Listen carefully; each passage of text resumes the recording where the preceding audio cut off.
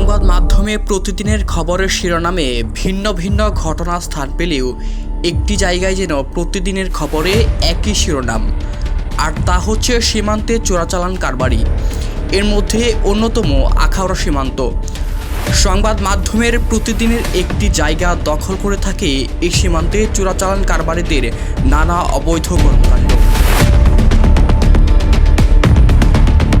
আখাউড়া সীমান্তে চোরাচালান কারবারির নিত্যনৈমিত্তিক ঘটনা হলেও ২৪-এর গণঅভ্যুত্থানের পর থেকে চোরা কারবারিদের দৌরাত্ম্য বেড়েই চলেছে।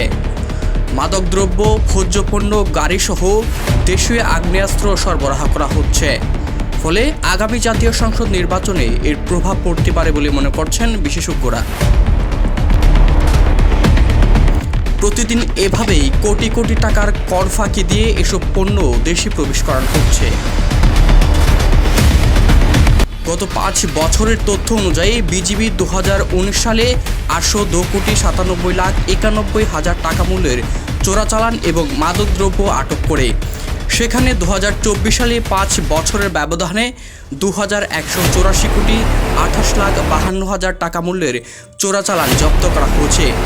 সে হিসেবে ৫ বছরের ব্যবধানে জব্দ বেড়েছে প্রায় ১৭২%।